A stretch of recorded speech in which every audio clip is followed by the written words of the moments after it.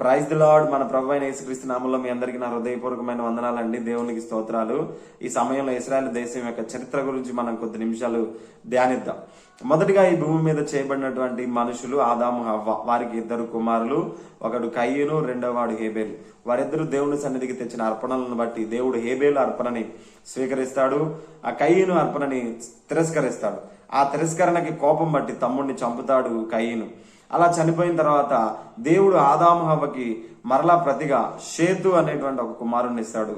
ఆ కుమారుడు నుంచే ఆ కుమారుడి నుంచి అనేక మంది కుమారులు వచ్చారు. ఆ కుమారుల నుంచి నోవాహు అనే వ్యక్తి వస్తాడు. నోవాహు కాలానికి ఈ ప్రపంచం ఆల్రెడీ వ్యాపించి ఉంది. వీళ్ళ కుమారులుగా దేశమంతా విస్తరించి ఉంది. అయితే ఈ ప్రపంచం అంతా కూడా మానవుల యొక్క మనస్సు ఊహల అంతా కూడా చెడ్డదని, వారి తలంపులన్నీ చెడిపోయినాయి అని, విపరీతమైన పాపపు ఆకర్షణతోటి వాళ్ళు కొట్టుమిట్టాడుతున్నారని దేవుడు గ్రహించి భూమిని అంతటినీ అంతం చేయాలనుకుంటాడు. అలా అంతం చేయాలనుకుని దేవుడు నోవాహును ప్రత్యేకపరుచుకొని ఒక వాడను సిద్ధపరచుకొని అందులో నీ కుటుంబము మరియు సకల జీవజాతుల జంతువుల్లో నుంచి 2 చొప్పున మగది ఒకటి ఆడది ఒకటి తీసుకొని నువ్వు ఆ ఓడ ఎక్కు, నేను ఈ ప్రపంచం మీద ఒక గొప్ప జల ప్రళయాన్ని రప్పించబోతున్నానని చెప్తాడు. అదే విధంగా దేవుడు చెప్పినట్టుగా నోవాహు ఒక ఓడను సిద్ధపరచుకుంటాడు. ఆ ఓడలోనికి తన కుటుంబము మరియు సకల జంతువులని ప్రవేశింపచేసి ఆయన వెళ్లి భద్రం చేసుకుంటాడు. ఆ తర్వాత దేవుడు ఆకాశపు తూములు విప్పుతాడు. అంటే ఆకాశాన్ని తెరిచి ఆకాశంలో ఉన్న నీటి అంతటి భూమి మీద కురిపిస్తాడు. ఇదే క్లౌడ్ బర్స్ట్ అంటే. మనం ఈరోజు క్లౌడ్ బర్స్ట్ అంటాం. దాని అసలైన అర్థం ఇదే, ఆకాశపు తూములు విప్పబడడం, అగాధ జలములు విప్పబడి దేవుడు ఈ విధంగా భూమి మీదకి గొప్ప జలప్రలయం రప్పించినప్పుడు సమస్తము నాశనమైంది. ఆ తర్వాత 1 సంవత్సరం తర్వాత నోవాహుతో పాటు ఉన్నటువంటి సకల జంతువులను దేవుడు మరలా ఆరిపోయిన తర్వాత భూమి మీదకి రప్పిస్తాడు. ఆ నోవాహు తర్వాత పిల్లలు తర్వాత నాహోరు తర్వాత తెరహు తర్వాత అబ్రహాము. సో అంటే ఈ మధ్యకాలంలో చాలా మంది పిల్లలు పుడతా ఉంటారు. వారు రకరకాల దేశాల్లో వ్యాపిస్తూ ఉంటారు, వెళ్ళిపోతూ ఉంటారు. అయితే దేవుడు ఏర్పరచుకున్న విధానాన్ని నేను మీకు చెప్తున్నాను. సో నోవాహు తర్వాత అబ్రహాము వస్తాడు. నాహోరు, తెరహు, అబ్రహాము. సో అబ్రహాముకి దేవుడు వాగ్దానం చేస్తాడు. అబ్రహాము ద్వారా దేవుడు ఒక వాగ్దానం చేస్తాడు. ఏమని చేస్తాడంటే, వీరందరూ హారాను అనే దేశంలో నివాసం ఉంటుంటే అప్పుడు దేవుడు అబ్రహాముతో మాట్లాడుతూ, నేను నీకు చూపించుకో దేశానికి నువ్వు ఇక్కడ నుంచి లేచి వెళ్ళు, అక్కడ నీ సంతానాన్ని అభివృద్ధి పరుస్తాను, నీ పిల్లలను విస్తారమైనటువంటి నక్షత్రాల వల్ల ఆకాశ నక్షత్రాలంత విస్తారంగా చేసి నిన్ను ఒక దేశంగా మార్చి ఒక గొప్ప జనంగా నిన్ను మారుస్తాను, ఒక దేశంగా నిన్ను చేస్తానని అబ్రహాముకు వాగ్దానం చేస్తాడు. అయితే అబ్రహాము దేవుని మాటకు విధేయతను చూపించి తనకున్నటువంటి భార్యని పిల్లల్ని అందరినీ తీసుకొని బయలుదేరి దేవుడు ఎల్లమన్న ప్రదేశానికి వచ్చి కానాను ప్రాంతంలో నివాసం చేస్తాడు. అక్కడ వారు వృద్ధాప్యంలోకి వెళ్తూ ఉంటాడు. అయినా దేవుడు కుమారులనివ్వడు. కానీ దేవుడేమో వాగ్దానం, దేవా కుమారుల్ని ఆశీర్వదించి గొప్ప జనంగా చేస్తానని చెప్పావు, కానీ నేను ముసలివాడిని అయిపోతున్నాను, ఇంకా కుమారులు లేడంటే నేను ఇస్తానంటాడు. అప్పుడు అబ్రహాము విశ్వసిస్తాడు. అలా విశ్వసించినప్పుడు దగ్గర అబ్రహాము 90 ఏళ్ల వయసులో ముసలివాడైనప్పుడు దగ్గర 100 ఏళ్ల వయసులో అబ్రహాము దేవుడికి అద్భుతంగా ఒక కుమారుని ఇస్తాడు. ఆ కుమారుడి పేరే ఇస్సాకు. ఆ ఇస్సాకుని ఇస్తాడు. ఆ ఇస్సాకుకి తర్వాత యాకోబు అనేటువంటి యాకోబు అనేటువంటి 2 కుమారులు పుడతారు. ఆ యాకోబుల్లో ఏశావు పెద్దవాడు, యాకోబు చిన్నవాడు. అయితే 2 కవల పిల్లలే కానీ ముందు ఏశావు బయటకు వస్తాడు, తర్వాత యాకోబు బయటకు వస్తాడు. అయితే బయటకు వచ్చేటప్పుడు కూడా ఏశావు యొక్క మడిమ పట్టుకొని యాకోబు బయటికి వచ్చినట్లుగా మనం చూస్తాం. అయితే వీరిద్దరు కుమారులు ఇస్సాకుకి పుట్టారు. అబ్రహాము, ఇస్సాకునకు ఏశావు, యాకోబు అనేటువంటి 2 కుమారులు.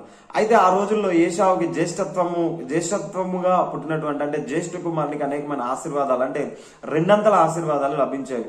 అయితే యాకోబు తన అన్నైనటువంటి ఏశావు దగ్గర నుంచి తెలివితోటి జ్యేష్ఠత్వపు హక్కుని పొందుకొని, అదేవిధంగా ముసలివాడైనప్పుడు తన చివరిలో తండ్రి పిల్లలను ఆశీర్వదించేటువంటి విధానాన్ని బట్టి ఉండేది. కాబట్టి ఇస్సాకు కూడా తన పిల్లలను ఆశీర్వదించాలని జ్యేష్ఠ కుమారుణ్ణి, నువ్వు అడవికి వెళ్లి చక్కగా వేటాడి మంచి మాంసం చేసుకుని నాకు తీసుకురా, నేను తిని నిన్ను సంతోషంగా ఆశీర్వదిస్తానని చెప్తే, ఈ లోపల తన తల్లి సహాయంతో యాకోబు తండ్రిని మోసం చేసి ఇంట్లోనే ఒక మేకపిల్లని సిద్ధం చేసి చక్కగా వండి తన అన్న చర్మంతో పోలేటట్టుగా ఒక గొర్రె చర్మాన్ని కప్పుకొని, ఎందుకంటే ఏశావు రోమములు అంటే వెంట్రుకలు కలిగినటువంటి శరీరం కలవాడని చెప్పేసి తన మెడ మీద ఎక్కడైతే ఇస్సాకు పట్టుకుంటాడని అనుమానం ఉందో ఆ చోట కప్పుకొని ఇస్సాకు దగ్గరికి వెళ్తాడు. ఇస్సాకు దగ్గరికి వెళ్ళినప్పుడు చూసి స్వరం యాకోబులా ఉంది కానీ శరీరం మాత్రం ఏశావుదే అని గ్రహించి దేవునికి నమస్కారం చేసి యాకోబును దీవిస్తాడు. ఆ విధంగా యాకోబు ఆశీర్వాదం పొందుకుంటాడు. ఆ తర్వాత ఏశావు వచ్చి బాధపడతాడు, తండ్రి నేను వచ్చాను నన్ను ఆశీర్వదించంటే మరి నీకు ముందుగా వచ్చిన వాడు ఎవడని చెప్పేసి యాకోబు వచ్చాడు గ్రహించి అతడు నిజంగానే ఆశీర్వదించబడిన వాడు, నేను నిజంగా అతన్ని ఆశీర్వదించేశాను, ఇంకా ఆశీర్వాదాన్ని వెనక్కి తీసుకోలేను అని చెప్తాడు. అప్పుడు ఏశావు బాధపడుతూ తన తమ్ముడి మీద కోపంతో ఉన్నాడని గ్రహించి తన తల్లి యాకోబుని ఏం చేసిందంటే, నీవు నా అన్న అయినటువంటి లాబాను దేశానికి నువ్వు వెళ్ళిపో అంటాడు. యాక్చువల్ గా ఈ లాబాను దేశం కూడా ఎవరిదంటే, లాబాను ఉన్నటువంటి దేశం కూడా అబ్రహాము మొదట ఎక్కడైతే ఉన్నాడో అదే దేశం అన్నమాట. ఆ దేశంలో నుంచే ఇస్సాకు భార్య అయినటువంటి రిబ్కాని అబ్రహాము యొక్క పెద్ద దాసులైనటువంటి ఇంటి మొత్తానికి కూడా దాసులైనటువంటి వ్యక్తి తీసుకొని వచ్చి ఇస్సాకుకి వివాహం చేస్తాడు. అలాంటి అబ్రహాం యొక్క సొంత ఊరైనటువంటి ఆ సొంత ప్రజలైనటువంటి ఆ వ్యక్తుల దగ్గరికి వెళ్ళమని రెబ్కా చెప్తుంది. అప్పుడు యాకోబు ఒంటరిగా భయంతో ఒక్కడే బయలుదేరి ఆ లాబాను ఉన్నటువంటి దేశానికి, వాళ్ళ మామ దేశానికి అంటే మేనమామ దేశానికి వెళ్తాడు. అక్కడ వెళ్లే క్రమంలో దేవుడు ఒక చోట అలసిపోయి పడుకున్నప్పుడు యాకోబుకి దర్శనమిస్తాడు.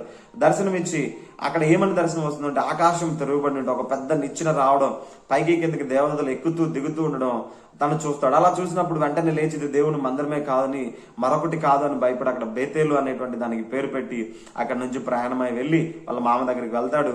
వాళ్ళ మామ అల్లుడిని చూసినప్పుడు చాలా ప్రేమతో చేర్చుకొని ఇంట్లో ఉంచుకుంటాడు. అయితే యాకోబు అక్కడ వాళ్ళ మామకి పని చేస్తూ అతని మందను మేపుతూ పని చేస్తూ ఉంటాడు. అయితే యాకోబు కూతురైనటువంటి రాహేలుని ఇష్టపడతాడు యాకోబు. వివాహం చేసుకుందాం అంటాడు. వివాహం చేసుకుంటానని అతనికి కొన్ని సంవత్సరాల పాటు పని చేస్తానని ఒప్పుకుంటాడు. అయితే లాబాను కుయుక్తితోటి పెద్ద కుమార్తె అయినటువంటి లేయానిచ్చి పెళ్లి చేస్తాడు. అయితే లేయానిచ్చి పెళ్లి చేసిన తర్వాత ఆ రోజుల్లో ముందుగా చూసుకునేటువంటి సిస్టమ్ లేకపోవడం వల్ల యాకోబు లేయాని పెళ్లి చేసేసుకుంటాడు. ఆ తర్వాత మరలా నేను రాహేల్ని అడిగితే లేయానిచ్చావు ఏందని చెప్పేసి మాట్లాడినప్పుడు తిరిగి లాబాను రాహేలు కోసం మరలా ఇంకొన్నాళ్ళు నాకు పని చేయి, అప్పుడు నేను రాహేల్ని ఇస్తా అంటాడు. రాహేలు మీద ఉన్నటువంటి ఇష్టంతో యాకోబు మరలా ఇంకా ఆయన కింద పనిచేసి రాహేల్ని కూడా వివాహం చేసుకుంటాడు. ఆ తర్వాత వారిద్దరి ఆస్తి విషయంలో ఒక ఒప్పందం జరుగుతుంది. ఆ ఒప్పందాన్ని బట్టి దేవుడు యాకోబుని ఆశీర్వదిస్తాడు. అప్పుడు యాకోబు యొక్క పశువులు ఆయన యొక్క మందంతా విస్తరించి ఆస్తి గలవాడు అవుతాడు. అప్పుడు లాబాను యొక్క కుమారులు యాకోబుని బట్టి అసూయపడుతూ ఉన్నప్పుడు బాధపడుతూ ఉన్నప్పుడు యాకోబు ఇక చాలు, నేను ఇక్కడ ఉన్న దేశం తిరిగి నా దేశానికి నేను వెళ్ళాలి, నా తండ్రి దేశానికి నేను వెళ్తానని చెప్పేసి తిరిగి బయలుదేరతాడు. ఆ విధంగా వచ్చే క్రమంలో ఎబ్బోకు రేవు దగ్గర దేవునితో పోరాడతాడు. అలా పోరాడి, ప్రభువా ఇన్నాళ్ళు నా జీవితం మోసంగా ఉంది, నేను నా అన్నను మోసం చేశాను, సమస్తాన్ని నా మామ దగ్గర కూడా కొంత కుయుక్తిగా నేను ప్రవర్తించానని చెప్పేసి నా పేరే యాకోబు, నేను మోసగానని చెప్పి దేవుని దగ్గర పశ్చాత్తాపడి దేవునితో పెనుగులాడతాడు. ఒక ఆత్మ లాంటి రూపం దేవునితో ఆయనతో పెనుగులాడినట్టుగా మనిషి వంటి రూపంలో వచ్చినటువంటి ఆత్మతో పెనుగులాడి ఆయనతో నన్ను ఆశీర్వదిస్తే తప్ప నేను నిన్ను వెళ్ళనీన నన్ను గట్టిగా పట్టుకొని వారిద్దరికి మధ్య ఒక పెనుగులాట జరుగుతుంది. ఆ పెనుగులాటలో యాకోబు తొడ మీద కొట్టినప్పుడు ఆయన తొడగూడు వసిలేను అని ఉంటుంది. అంటే ఆ తొడ యొక్క ఎముక దెబ్బతిని ఆయన కుంటుతా నడుస్తూ ఉంటాడు ఆ తెల్లారేసరికి. అప్పుడు అక్కడ ఆ దూతతో పెనుగులాడినప్పుడు అక్కడ యాకోబుని ఆశీర్వదించి వెళ్తుంది ఆ దూత. ఏమనంటే, ఇక మీదట నీ పేరు యాకోబు అనబడదు, అంటే మోసగాడు అనబడదు, ఇక మీదట నీ పేరు ఇశ్రాయేలు అని పిలువబడుతుంది అని చెప్తాడు. ఇలా యాకోబు ఇశ్రాయేల్ అని పుడుతుంది. ఈ యాకోబుకు పుట్టినటువంటి కుమారులే 12 మంది: రూబేను, షిమ్యోను, లేవి, యోదా, ఇస్సాకారు, జెబూలూను, నఫ్తాలి, యోసేపు, బెన్యామీను, ఎఫ్రాయిం అని ఈ విధంగా ఈయనకి పుట్టినటువంటి 12 మంది కుమారులు. ఈ విధంగా యాకోబు తిరిగి తన దేశంలోకి ప్రవేశిస్తాడు. అన్నకి కొంత ఆస్తి భాగాన్ని ఇస్తాడు. ఎందుకంటే కోపంగా ఉన్నాడని చెప్పేసి ముందుగా ఆయన కటాక్షం ఈయనకి కలిగి ఈయన మీద దాడి చేయకుండా ఉండడానికి కొంత ఆస్తిని తీసుకెళ్తాడు, ముందుగా పంపిస్తాడు. ఆ ఆస్తిని ఏశావుకి ఇచ్చేస్తాడు. ఏశావును పంపించి వేసి ఆ దేశంలో నివసిస్తాడు. ఇప్పుడు ఈ యాకోబుకు పుట్టినటువంటి 12 మంది కుమారుల్లో యోసేపు రాహేలుకు పుట్టాడు, తనకి ఇష్టమైనటువంటి భార్యకు పుట్టాడు. పైగా చివరి దినాల్లో పుట్టాడు, చిన్న కుమారుడు అని చెప్పేసి ఆయన ఎక్కువగా ప్రేమిస్తూ ఉంటాడు. ఆయనకి మంచి ఒక రకమైనటువంటి విచిత్రమైనటువంటి అంగీని కుట్టి చాలా ప్రేమించేటువంటి వాడిగా యాకోబు కనబడినప్పుడు తన అన్నలైనటువంటి మిగతా 11 మంది ఇతని మీద ఈర్ష్య పగ పెంచుకున్నాడు. యోసేపు కూడా అన్నలు చేసేటువంటి చెడ్డ పనులు వాటన్నిటి కూడా తండ్రికి తెలియజేస్తా ఉండేవాడు. దీనిని బట్టి అన్నలు అతనిని చాలా కోపగించుకున్నట్టుగా మనం చూస్తాం. ఆ విధంగా అప్పుడు అన్నదమ్ములు ఏమనుకుంటారంటే ఇన్ని చంపేయాలని పగబడతారు. అలా చంపేయడానికి ఒక రోజు వీళ్ళందరూ అరణ్యంలో మందం మేపడానికి వెళ్ళినప్పుడు యాకోబు యోసేపుని నీ అన్నలకి ఆహారం తీసుకెళ్ళమని ఇచ్చి పంపించినప్పుడు ఇక ఈ రోజు మనకి వీడు దొరికాడు, వీడిని చంపేద్దాం అని చెప్పేసి డిసైడ్ అవుతారు. ఆ యోసేపు వాళ్ళ దగ్గరికి వెళ్ళినప్పుడు వారు అతన్ని చంపడానికి ప్లాన్ చేసినప్పుడు, అయితే రూబేను పెద్దవాడైనటువంటి రూబేను చంపడం ఇష్టం లేక వాడిని ఒక గోతులో పడేద్దాము అని చెప్పేసి అనుకుంటాడు. గోతులో పడేస్తే వారు వెళ్ళిపోయిన తర్వాత గోతులో నుంచి తీసుకుని వెళ్ళి తండ్రికి అప్పచెప్దాం అనుకుంటాడు. అయితే వారు అలాగే గోతులో పడేసిన తర్వాత ఈ లోపల అటు నుంచి వెళ్తున్నటువంటి వర్తకులు కొంతమంది ఐగుప్తు దేశానికి వెళ్తా ఉంటారు. వారిని చూసినప్పుడు వీడిని ఊరికెట్లా పడేయడం వల్ల ఉపయోగమైంది, వీడిని వాళ్ళకి అమ్మేద్దాం అంటే, ఆ రోజుల్లో బానిసలుగా అమ్మేసేటువంటి మనుషుల్ని బానిసలుగా అమ్మేసేటువంటి కల్చర్ని బట్టి వీరు యోసేపుని ఒక బానిసగా వారికి అమ్ముతాడు. అమ్మినప్పుడు వారితో పాటుగా యోసేపు ఐగుప్తు దేశంలోనికి ప్రవేశిస్తాడు. ఐగుప్తు దేశంలోనికి ప్రవేశించినప్పుడు దేవుడు అతనికి తోడైన వల్ల పోతిఫర్ అనేటువంటి ఒక అధికారి యొక్క ఇంటి మొత్తానికి యజమానిగా మారుతాడు. అక్కడ ఆయన భార్య, పోతిఫర్ యొక్క భార్య, సైన్యాధికారి యొక్క భార్య ఈయన మీద ఇష్టపడుతుంది, మోహిస్తుంది. అయితే యోసేపు దేవుని బట్టి భయపడి ఆమెకు లొంగకయు ఆమె మాట వెనకయు ఉంటాడు. అయితే ఈమె ఒక రోజు ఎవ్వరు లేని సమయంలో యోసేపుని పట్టుకొని బలవంతం చేసినప్పుడు యోసేపు తన అంగీని ఆమెకే విడిచిపెట్టి అతను ఆ ఇంట్లో నుంచి బయటికి పరిగెత్తుకుంటా వెళ్తాడు. సాయంత్రం అయినప్పుడు తన భర్త ఇంటికి వచ్చినప్పుడు ఆ భర్త మీద లేనిపోని అపనింద వేసి యోసేపును చెరసాలలో వేసేలా చేస్తుంది. నన్ను బలాత్కారం చేశాడని చెప్తుంది. దానిని బట్టి ఆ అధికారి అతన్ని చెరసాలలో వేస్తాడు. చెరసాలలో వేసినప్పుడు కొన్నాళ్ళు యోసేపు చెరసాలలో ఉన్నప్పుడు చెరసాల యొక్క బాధ్యతలన్నీ కూడా చెరసాల అధిపతి ఆయనకు అప్పగిస్తాడు. అక్కడ ఉన్నప్పుడు రాజు యొక్క పానదాయకుడు, అంటే రాజుకు పానమును అందించేటువంటి వాడు మరియు రాజుకు క్షౌరం చేసేటువంటి ఇద్దరు వ్యక్తులు వారు చేసినటువంటి అతిక్రమమును బట్టి నింద మోపబడిన వాళ్ళుగా వాళ్ళు చెరసాల్లోకి వస్తారు. చెరసాల్లోకి వచ్చినప్పుడు వాళ్ళిద్దరూ చెరకు కలగంటారు. కొన్ని రోజులకి ఏమని కలగంటాడంటే, 3 ద్రాక్ష తీగలు ద్రాక్షరసం అందించినట్టుగా కనగంటాడు. క్షౌరదాయకుడు ఏమంటే క్షౌరం చేసేవాడేమో, బార్బర్ ఏమో వృత్తి ఇవ్వనట్టుగా కలగంటాడు. ఆ కలభావాల్ని, వారికి వచ్చినటువంటి కలభావాన్ని చక్కగా యోసేపు వివరించి వారికి చెప్తాడు. కరెక్ట్ గా యోసేపు చెప్పినట్టుగానే 3 దినముల తర్వాత ఆ క్షౌరకుడినేమో ఉరితీస్తారు, పానదాయకుడినేమో అతని తప్పేమో లేదని విచారించి తెలుసుకొని తిరిగి ఆ రాజు తన పనిలో పెట్టుకుంటాడు. అయితే యోసేపు వారికి ఒక మాట చెప్తాడు పానదాయకుడికి, నువ్వు రాజు దగ్గరికి వెళ్లి పనిలో కుదిరిన తర్వాత నన్ను జ్ఞాపకం చేసుకుని చెరసాల నుంచి విడిపించడానికి సహాయం చేయమని చెప్తాడు. అయితే పానదాయకుడి తర్వాత మర్చిపోతాడు, తన పనిలో తాను ఉండిపోతాడు. ఆ తర్వాత ఐగుప్తు రాజు అయినటువంటి ఫరో ఒక కలగంటాడు. 7 సమృద్ధి అయినటువంటి ఆవులు బయటికి రావడం, ఆ తర్వాత 7 బక్క చిక్కినటువంటి రావడం, ఆ తర్వాత 7 సమృద్ధి అయినటువంటి వెన్నులు, ఆ తర్వాత 7 పిల్ల వెన్నులు అతని కలలో రావడం గమనించి అసలు ఈ కలభావం ఏంటో అర్థం కాక ఆయన కొట్టుమిట్టాడి రాజ్యంలో ఉన్నటువంటి జ్ఞానులు గొప్ప గొప్ప వారిని అందరినీ పిలిపిస్తాడు. పిలిపించినప్పుడు వారందరినీ కలభావం చెప్పమని అడుగుతాడు. అడిగినప్పుడు వాళ్ళు ఎవరు చెప్పలేకపోతాడు. అప్పుడు పానదాయకుడికి గుర్తొస్తాడు, నాకు జైల్లో ఉన్నప్పుడు నాకు యోసేపు కల చెప్పాడు కదా, నన్ను ఇలా గుర్తు చేసుకోమని కూడా చెప్పాడు, అయ్యో నేను చెప్పలేకపోయాను అని చెప్పేసి ఇప్పుడు అవసరం వచ్చిందని రాజుతో ఈ విధంగా చెప్తాడు, రాజా నేను జైల్లో ఉన్నప్పుడు ఒక కలగన్నాను, ఆ కళని నాకు భావం వివరించి చెప్పినటువంటి ఒక వ్యక్తి ఉన్నాడు, ఆ వ్యక్తి ఎలా చెప్పాడు అలాగే నేను ఈ రోజు పనిలో ఉన్నానని చెప్పగానే రాజు నా అట్లయితే వెంటనే అతను తీసుకుంటాను అని చెప్తాడు. అప్పుడు వెంటనే యోసేపు రాజు సముఖంలోనికి తీసుకురాబడినప్పుడు యోసేపు చక్కగా ఆ కలభావాన్ని వివరిస్తాడు. ఆ కలభావం ఏంటంటే, ఆ 7 పీల వెన్నులు అంటే 7 బక్క చిక్కినటువంటి ప్రాణులు, 7 సమృద్ధి అయిన ఆవులు వస్తాయి, సమృద్ధి అయిన జీవాలు వస్తాయి. సో ఈ సమృద్ధి అయిన జీవాలకి ఏంటి గుర్తంటే 7 సమృద్ధిగా పండే పంట సంవత్సరాలు వస్తాయి. ఆ తర్వాత 7 బక్క చిక్కినటువంటి ఆవులు వస్తాయి, అంటే 7 కరువు సంవత్సరాలు రాబోతున్నాయి రాజా. 2 కళలు అంటే వెన్నులైనప్పటికీ జీవాలైనప్పటికీ కూడా 2 కళల భావం ఒకటే.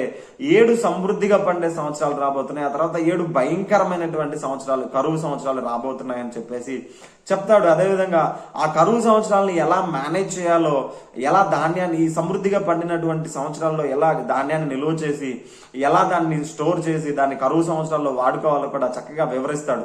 ఆ వివరణ, ఆ కలభావం చెప్పటం విని నిజంగా ఇంతటి దైవజ్ఞానం కలిగినటువంటి ఆ మనుషుడు ఎవడు లేడు, యోసేపు నమ్మిన దేవుడే దేవుడు అని చెప్పేసి, ఇంకా నీ అంత తెలివైన రాజ్యంలో లేడు కాబట్టి నువ్వే ఈ దేశానికి అధిపతిగా ఉండు, సింహాసనం విషయంలో మాత్రమే నేను నీకంటే ఒక మెట్టు పైవాడిగా ఉంటాను, కానీ ఇక ఐగుప్తు దేశం మొత్తం నీ ఎదుట ఉంది, నువ్వు చెప్పకుండా ఎవడు కాలు గాని చెయ్యి గాని కదపడానికి వీల్లేదు, నువ్వే అధికారి అని రాజ్యం యొక్క సమస్త అధికారాన్ని యోసేపుకు అప్పగించి తన రథాన్ని, తన 2వ రథాన్ని ఇచ్చి, తన గొలుసునిచ్చి గొప్పగా యోసేపుని కనపరుస్తాడు. ఐగుప్తులో ఒక పెద్ద అధికారిగా, ఒక ప్రధానమంత్రిగా యోసేపు అయిపోతాడు.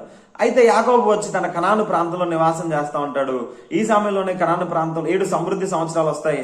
ఆ యోసేపు ఈ సమృద్ధిగా పండిన సంవత్సరాల్లో విస్తారమైన ధాన్యాన్ని, వేల టన్నుల లక్షల టన్నుల ధాన్యాన్ని ప్రజల దగ్గర నుండి సమకూర్చి గిడ్డంగుల్లో భద్రపరుస్తాడు. ఏ గ్రామంలో పండిన పంటని ఆ గ్రామంలో ఒక గిడ్డంగు ఏర్పాటు చేసి ఆ గిడ్డంగులో స్టోర్ చేస్తాడు. సో ఇంకా ఆ తర్వాత 7 సంవత్సరాలు కంప్లీట్ అయిపోతాయి. ఆ తర్వాత 7 సంవత్సరాలు భయంకరమైనటువంటి కరువు వస్తుంది దేశం మొత్తం మీద. కరువు వచ్చినప్పుడు యాకోబు అతని కుటుంబీకులందరూ కూడా కనాను ప్రాంతంలో నివసిస్తున్నప్పుడు ఆ ప్రాంతంలో కూడా విపరీతమైన కరువు వస్తుంది. ఆ కరువు వచ్చిన దాన్ని బట్టి యాకోబు తన కుమారుల్ని ఐగుప్తులో ధాన్యం ఉన్నట్టుగా నాకు తెలిసింది, అక్కడ సమృద్ధి అయిన ధాన్యం దొరుకుతుంది, అక్కడ ధాన్యం అమ్ముతున్నారు ప్రజలందరికీ, వెళ్ళి మీరు ధాన్యం తీసుకొని రండి, మనం చనిపోకుండా బ్రతుకున్నట్లుగా ధాన్యం తీసుకొని రండి అని చెప్తాడు. అప్పుడు ఈ యాకోబు యొక్క కుమారులు అందరూ కలిసి యోసేపు దగ్గరికి, అంటే ఐగుప్తు దేశానికి ధాన్యం కోసం వస్తాడు. అయితే యోసేపు వీరందరిని చూసి గుర్తుపడతాడు. అయితే ఈ అన్నలు మాత్రం యోసేపుని గుర్తుపట్టలేదు, ఎందుకంటే అతను చిన్నప్పుడే వెళ్ళిపోయాడు. పైగా ఐగుప్తుకి వెళ్ళిన తర్వాత ఐగుప్తు యొక్క వస్త్రధారణ ఆ విషయాల్లో ఆరితేరి ఉన్నాడు కాబట్టి ఆ విధమైనటువంటి అపీరెన్స్ లో యోసేపు కనపడ్డాడు. మొత్తానికి అన్నలు యోసేపుని గుర్తుపట్టరు, కానీ ఆ యోసేపు అన్నల్ని గుర్తుపట్టి వారికి ఆహారాన్ని ఇస్తాడు. అయితే మొదటిగా వారిని కొంత భయపడతాడు, మీరు దేశాన్ని వేగు చూడడానికి వచ్చారు, శత్రువులు అని చెప్పినప్పుడు, కాదయ్యా మేమందరం 12 మందిని కూడా ఒకటే కుమారుని, ఒకడు లేడు చనిపోయాడు అని చెప్తారు యోసేపు గురించి. అయితే అతను నమ్మక కావాలని నటించి, ఒకసారి మీరు నిజం చెప్తున్నారో లేదో తెలుసుకోవాలంటే ఒకసారి వెళ్ళి మీ తండ్రిని కూడా పిలుచుకొని రండి, మీ తమ్ముడు ఒకడు ఉన్నాడు అన్నారు కదా, తమ్ముడిని కూడా తీసుకొని రండి అని చెప్తాడు. ఆ విధంగా తమ్ముడిని తీసుకొని వచ్చిన తర్వాత వాళ్ళకి ధాన్యాన్ని ఇచ్చి పంపిస్తాడు. తమ్ముడిని తీసుకురాకముందే ధాన్యం ఇచ్చి పంపించి బెన్యామీనుని తన దగ్గర పెట్టుకుంటాడు. తర్వాత బెన్యామీనుని పెట్టుకున్నప్పుడు వీరు వెళ్ళి తర్వాత వాళ్ళ తండ్రిని తీసుకొని వస్తారు. ఆ తర్వాత తండ్రిని తీసుకొని వచ్చినప్పుడు వీళ్ళందరూ కలిసి నివసిస్తారు. ఆ తర్వాత కొన్నాళ్ళకి తిరిగి మళ్ళీ యాకోబు కనాను ప్రాంతానికి వెళ్ళిపోతాడు. అయితే ఇంకా అక్కడ కరువు ఎక్కువగా ఉందని చెప్పేసి ఐగుప్తు రాజు కూడా నీ తండ్రిని కుటుంబీకులందరినీ తెచ్చి ఇక్కడే ఉంచుకొని ఇక్కడే వారికి నచ్చిన దేశంలో నివసించమను, వారికి ఏ ఇబ్బంది లేకుండా చూసుకుందాం అని చెప్పినప్పుడు యోసేపు యాకోబు కుటుంబీకులందరినీ ఐగుప్తునకు రమ్మని పిలుస్తాడు. అప్పుడు వారందరూ యాకోబు పరివారం అంతా ఒక 70 మంది, దగ్గరగా ఒక 70 మంది ఐగుప్తు దేశంలో ప్రవేశిస్తారు. ఐగుప్తు దేశంలో వీళ్ళు గోషేను దేశం అనేటువంటి ప్రాంతంలో నివాసం ఉంటారు. ఆ దేశం చాలా మంచి ప్రదేశం, ఐగుప్తులోనే ఉన్న వాటిలోకెల్లా మంచి ప్రదేశంగా భావించి ఆ ప్రదేశాన్ని యోసేపు తన అన్నలకు, తన కుటుంబీకులకు, తన తండ్రికి ఇస్తాడు. అయితే ఆ దేశంలో క్షేమంగా యాకోబు 12 మంది కుమారులు, వారి పిల్లలు అందరూ చక్కగా నివసిస్తారు. ఈ విధంగా వారు ఐగుప్తు దేశంలోకి ప్రవేశిస్తారు. సో ఈ యాకోబు యొక్క 12 మంది కుమారులే ఇశ్రాయేలు దేశంగా ప్రారంభమవుతుంది అనమాట. సో ఈ 12 మంది కుమారులు ఐగుప్తులో ప్రవేశిస్తారు. అటు తర్వాత యాకోబు చనిపోతాడు, యాకోబు తర్వాత యోసేపు చనిపోతాడు.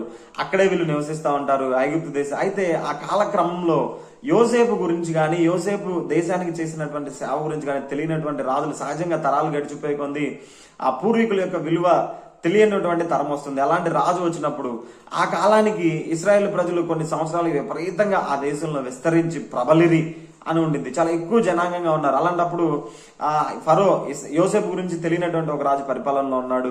ఆ పరిపాలన బట్టి ఆ రాజు ఏం చెప్తాడంటే, ఈ దేశ జనులు, ఇశ్రాయేల్ ప్రజలు మన ముందు చాలా పెద్ద సంఖ్యగా ఉన్నారు, ఒకవేళ యుద్ధం జరిగేటప్పుడు వీరు మన శత్రువులతో కలిసి మనకు అన్యాయం చేసి మన రాజ్యాన్ని పోయేలా చేస్తారేమో అని చెప్పేసి భావంతో వీరు ఇశ్రాయేల్ ప్రజలను విపరీతంగా శ్రమ పడతాడు, విపరీతమైన పనులు చేస్తారు, వెట్టి పనులు, చాకిరి, ఇదంతా చాలా భారమైన పనులు వాళ్ళకి అప్పచెప్పి విపరీతంగా పని చేయించుకుంటూ ఉండాలి. అయితే అప్పుడు వీరు అక్కడ నుంచి ఆ బాధ పడలేక దేవునికి ప్రార్థన చేస్తూ ఉంటారు. దేవా, ఏంటి నాయన మమ్మల్ని తీసుకొస్తానన్నా, మమ్మల్ని ఒక జనంగా చేస్తానన్నా, మమ్మల్ని మాకు ఒక దేశాన్ని ఇస్తానన్నావు అని చెప్పేసి అక్కడి నుంచి ఆ బాధను బట్టి వారు మూలుగుతున్నప్పుడు ఆ మూలుగులను విన్నటువంటి దేవుడు మోషేని పంపిస్తాడు. మోషే యొక్క ఉద్భవం ఏంటంటే, ఆ మోషే ఒక హెబ్రీని పిల్లవాడు, లేవి గోత్రంలో పుట్టినటువంటి మోషే ఆ కాలంలో ఫరో ఐగుప్తు యొక్క రాజు ఆజ్ఞయిస్తాడు పిల్లల్ని చంపేయండి అన్నప్పుడు మోషే యొక్క తల్లి ఏం చేస్తుందంటే, ఒక నైల్ నదిలో ఒక పెట్టె లాంటి, జమ్ము పెట్టె లాంటిది ఒకటి చేసి నైల్ నదిలో విడిచిపెడుతుంది. దానికి కీలు పూసి కనపడకుండా విడిచిపెట్టి తన అక్కని కాపలాగా పెట్టి ఆ నదిలోకి వదులుతూ ఉండేది. సో అలా వదులుతున్నప్పుడు ఆ ఫరో యొక్క కుమార్తె ఆ నదిలోనికి వచ్చినప్పుడు ఆ పెట్టెల దగ్గర చూసినప్పుడు తెరిచి చూస్తే అందులో ఒక శిశువు ఉంటాడు. ఆమె హెబ్రీని పిల్లవాడని గమనించినప్పటికీ కూడా ఆ పిల్లవాడు చక్కగా ఉండడం చూచి ఆమె ఇష్టపడి అతన్ని పెంచుకుంటుంది. అప్పుడు ఇతనికి మోషేకి కాపలాగా ఉన్నటువంటి అక్క వచ్చి ఆ రాణితో అంటుంది, ఆ రాణిగారు ఈమెను పెంచడానికి నేను ఒక దాదిని అంటే ఒక ఆయాన్ని తీసుకొస్తానని చెప్పేసి మోషే యొక్క సొంత తల్లినే తీసుకొని వస్తుంది. తీసుకొని వచ్చినప్పుడు మోషే యొక్క సొంత తల్లి మోషేని చక్కగా పెద్ద చేస్తుంది. ఒక రాజకుమారుడిగా మోషే పెరుగుతాడు. అయితే తల్లి పెంచుతూ పెంచుతూ కూడా మన ఇశ్రాయేలు ప్రజలు, మన చరిత్ర ఇలా, మన తండ్రి యాకోబు మన కనాను అనే దేశం నుంచి వచ్చాం, దేవుడు మనకు వాగ్దానం చేశాడు అని చెప్పేసి ఈ రకమైనటువంటి విషయాలన్నీ కూడా మోషేకి ఆ ఉగ్గుపాలతో కలిపి పెంచినట్లుగా తెలుస్తుంది. అది ఎలా తెలుస్తుంది అంటే మోషే పెద్దవాడైనప్పుడు, సకల విద్యలను దారితేరినప్పుడు ఇశ్రాయేలు ప్రజల కష్టాన్ని చూసి బాధపడుతూ ఉంటాడు. ఒక సందర్భంలో ఒక ఐగుప్తీయుడు, ఒక ఇశ్రాయేలు ప్రజలు ఇద్దరు వాదులాడుకుంటున్నప్పుడు మోషే ఐగుప్తుని ఒక దెబ్బతో కొట్టి చంపేసి అక్కడే పూడ్చిపెడతాడు. పూడ్చిపెడతాడు. దీన్ని బట్టి అతనికి అర్థమైందంటే ఇశ్రాయేలు ప్రజల యొక్క అవసరత, వారి యొక్క ప్రాముఖ్యత, వారు ఎక్కడ పుట్టారనేది పూర్తిగా ఆ మోషేకి తెలిసిందని మనం అర్థం చేసుకోవచ్చు. మోషే తన జనన యొక్క మూలం ఎక్కడో తను తెలుసుకున్నాడు. అప్పుడు ఈ విషయం, ఇలా చంపిన విషయం ఫరోకి ఎక్కడ తెలుస్తుందని భయపడి మోషే రాజ్యాన్ని, ఐగుప్తు దేశాన్ని విడిచిపెట్టి పారిపోయి మిద్యాను దేశానికి వెళ్తాడు. అక్కడ ఇత్రో అనేటువంటి కూతురులు, అంటే తమ మందను మేపుతున్నటువంటి ఇత్రో కూతుర్లను కలుసుకుంటాడు. అక్కడ బావిలో నుంచి నీళ్ళన్నీ చేది ఆ మందకి పెడతాడు. అప్పుడు ఆ ఇత్రో యొక్క కూతుర్లు ఈ మోషేని వాళ్ళ ఇంటికి తీసుకువెళ్తాడు. అక్కడ మోషే చాలా కాలం అక్కడే ఉండి ఇత్రో మందను మేపుతూ అక్కడే ఉంటాడు మోషే. ఉండి ఆ తర్వాత మోషే తన కుమార్తెను ఇచ్చి పెళ్లి చేస్తాడు. మోషే తర్వాత తన కుమార్తెను మోషేకి ఇచ్చి పెళ్లి చేస్తాడు. అక్కడే చాలా కాలం ఉంటూ ఉంటాడు, తన మందను మేపుతూ ఉంటాడు. ఇలా మందను మేపుతూ ఉన్నప్పుడు మోషే ఒక కొండ మీదకి వెళ్తాడు. మందన మేపుతూ కొండ మీదకి వెళ్ళినప్పుడు అక్కడ ఒక కాలుచున్నటువంటి ఒక పొదను చూస్తూ ఉంటాడు. అక్కడ పొద కాలుతూ ఉంటుంది, కానీ ఆ పొద తగలబడదు. పొద అలాగే ఉంటుంది, కానీ మంట మాత్రం అందులో నుంచి వస్తుంది. ఇది ఆశ్చర్యంగా ఉందని చెప్పి మోషే దాన్ని చూద్దామని దగ్గరికి వెళ్ళినప్పుడు ఆ పొదలో నుంచి ఒక స్వరం ద్వారా దేవుడు మాట్లాడుతూ ఉంటాడు. ఏమని మాట్లాడతాడంటే, నేనే యెహోవాను, నేనే మీ పితరుల దేవుడు, అబ్రహాం దేవుడు, ఇస్సాకు దేవుడును, యాకోబు దేవుడును. ఐగుప్తులో ఉన్నటువంటి నా ప్రజల బాధను నేను చూశాను. వాళ్ళు విపరీతమైన కష్టం పడుతున్నారు, చాలా నష్టంలో ఉన్నారు. కాబట్టి నేను వారిని విడిపించాలనుకుంటున్నాను. వారికి వాగ్దానం చేసినటువంటి దేశానికి, వారికి ఏ దేశం అయితే ఇస్తానని చెప్పాను ఆ దేశానికి వారిని నడిపించాలనుకుంటున్నాను. దీనికి నువ్వు నాయకుడిగా ఉండాలి. నేను నిన్ను నాయకునిగా ఎన్నుకున్నాను. నువ్వు వారికి ముందుండి నడిపించాలి. నువ్వు నా నాయకుడిగా ఉంటావు అన్నప్పుడు మోషే, ప్రభువా నేను అంత శక్తిమంతుని కాదు, బలహీనుడిని అని చెప్పినప్పుడు నేను నిన్ను బలపరుస్తానని ఆయన ఎదురుగా కొన్ని అద్భుతాలు చేస్తాడు. ఆ అద్భుతాలను బట్టి మోషే దేవుని నమ్మి వెళ్తాడు. ఈ మోషేని నేను బలహీనుడు అన్నందుకు కానుక, నేను సరిగా మాట్లాడాను, నత్తివాడనని చెప్పినందుకు మోషే యొక్క అన్న అయినటువంటి అహరోనుని మోషేకి సహకారిగా ఉంటాడు, అంటే మోషేకి మాట్లాడేవాడిగా ఉంటాడు. సో వీరిద్దరూ వెళ్ళి తిరిగి అక్కడి నుంచి మిద్యాను దేశం నుంచి మోషే అహరోనులు ఇద్దరు బయలుదేరి వెళ్ళి ఇశ్రాయేలు ప్రజలతో మాట్లాడతారు. ఇశ్రాయేలు పెద్దలందరినీ కూర్చి, దేవుడు ఇలా మాతో కనపడి నాకు వాగ్దానం చేశాడు, మనల్ని పాలు తెన్నులు ప్రవహించే కనాను దేశానికి తీసుకువెళ్తానని వాగ్దానం చేశాడని చెప్తారు. అప్పుడు ఇశ్రాయేలు ప్రజలు నమ్మరు. అయితే వారు ముందు కర్రని కింద వేయగా పాము అవడం, పామును పట్టుకోగా మళ్ళా కర్ర అవడం అనేటువంటి కొన్ని అద్భుతాలను చేసినప్పుడు వారు నిజంగా దేవుడే పంపించాడని నమ్ముతారు. అప్పుడు వీరందరూ కలిసి వెళ్ళి ఫరోతో విజ్ఞప్తి చేసుకుంటారు, మేము మా దేవుడిని ఆరాధించాలి, మమ్మల్ని పోనివ్వు, మమ్మల్ని అరణ్యంలోనికి పోనివ్వు, మమ్మల్ని విడిచిపెట్టు అని అడిగినప్పుడు, అసలు నేను మిమ్మల్ని విడిచిపెట్టడానికి యెహోవా ఎవడు, మీ దేవుడు ఎవడు, మీకు అసలు మీరు సోమరులయ్యారని చెప్పేసి వారికి ఇంకా పని పెంచుతాడు, ఇంకా కష్టాన్ని పెంచుతాడు. అప్పుడు దేవుడు ఏం చేస్తాడంటే 10 రకాలైనటువంటి తెగుళ్ళు, 10 రకాలైన అద్భుతాలు మనం బైబిల్లో చూస్తాం. అద్భుతాలు ఇంకా అవి ప్రపంచంలో ఎప్పుడు అలాంటి అద్భుతాలు జరగలేదు, ఇక మీద జరగబో అలాంటి అద్భుతాలు చేస్తాడు. ఆ అద్భుతాలు అంటే వారి మీదకి తెగుళ్ళు అనమాట. అవి వాళ్ళకి చాలా బాధాకరంగా ఉంటాయి ఐగుప్తు దేశానికి. అవన్నీ చూశాక ఆ బాధ తట్టుకోలేక ఇశ్రాయేల్ ప్రజలను వెళ్ళిపోమని చెప్తారు. ఆ విధంగా ఇశ్రాయేల్ ప్రజలు ఆ ఐగుప్తు దేశంలో నుంచి బయటకి వస్తారు. బయటకు వచ్చిన తర్వాత వీరు 40 సంవత్సరాల పాటు అరణ్యంలో కనాను అనే దేశంలోనికి వీళ్ళు ప్రవేశించాలి. ఆ కనాను దేశాన్ని ఇశ్రాయేల్ ప్రజలకు వాగ్దానం చేశాడు దేవుడు. కనాను అనే దేశంలోనికి ప్రవేశించాలి. అయితే వీరు మార్గ మధ్యంలో వీరిని అసలు ఎన్ని అద్భుతాలతో దేవుడు నడిపిస్తాడంటే అసలు ఆ ఆశ్చర్యకార్యాలని, ఆ అద్భుతాలని మనం వివరించలేము, కనీసం ఊహించను కూడా లేము. వీరు వెళ్తున్న మార్గంలో ఎర్ర సముద్రం అడ్డుగా వస్తే మోషే ప్రార్థించిన వెంటనే దేవుడు ఆ ఎర్ర సముద్రాన్ని చీలుస్తాడు. ఆ 2 పాయలుగా సముద్రం విడిపోతుంది. ఆరిన నేలలో ఇశ్రాయేల్ ప్రజలు నడిచి అవతలకు వెళ్తారు. వారికి అవసరమైన ఆహారాన్ని ఆకాశం నుంచి మన్నాని, దేవదూతల ఆహారం అని చెప్తాడు. అలాంటి మంచి ఆహారాన్ని దేవుడు ప్రతిరోజు ఇచ్చేవాడు. వారు రాత్రిపూట ఉన్నప్పుడు, వారు రాత్రి ఎక్కడ పడితే అక్కడ అంటే డేరాలు వేసుకునే వాళ్ళు. వారందరూ ఐగుప్తు నుంచి బయలుదేరినప్పుడు ఎంతమంది ఉన్నారంటే కరెక్ట్ గా లెక్క, దేవుడు బైబిల్లో కరెక్ట్ గా లెక్క ఇచ్చాడు. 6,03,550 మంది 20 సంవత్సరాలు నిండినటువంటి ప్రజలు బయలుదేరారు. సో ఈ 6,03,550 మంది మరియు వారి సామాగ్రి, వారి వంటలు, వారి పశువులు, ఇదంతా ఒక పెద్ద జనసమూహం అన్నమాట. ఈ జనసమూహం అంతా ఒక యాత్ర చేసిన వాళ్ళలాగా నడుచుకుంటూ వెళ్ళేవాళ్ళు. సో ఎక్కడో చోట ఆగేవాళ్ళు. సో వీళ్ళు నడుచుకుంటూ వెళ్ళేది ఆగేది ఎలా అంటే, దేవుడు వీళ్ళకి ఎలాంటి ఒక రకమైనటువంటి సింబల్ ఎలా ఇచ్చాడంటే, పగటిపూట వీళ్ళకి ఒక స్తంభం, మేఘస్తంభం ఉంటుంది. ఎందుకంటే సూర్యుని యొక్క వేడిమి వీళ్ళకి తగలకుండా ఒక రకమైనటువంటి మేఘస్తంభం వారికి నీడగా ఉండేది. రాత్రి అయితే వీరికి ఎలా ఉంటదంటే ఒక అగ్నిస్తంభం, అంటే వాళ్ళు ఎక్కడ పడితే అక్కడ అరణ్యాల్లో ఉండేవాళ్ళు. వారికి వెలుగునివ్వడానికి ఒక రకమైనటువంటి మంచి వెలుగునివ్వడానికి ఒక రకమైన అగ్నిస్తంభం వారి మీద ఉండేది. పగలుపూట ఈ మేఘస్తంభం ఎప్పుడైతే లేచి ప్రయాణిస్తుందో అప్పుడు వారు తమ డేరాలన్నింటినీ సర్దుకొని ఆ మేఘస్తంభంతో పాటు పయనించే వాళ్ళు.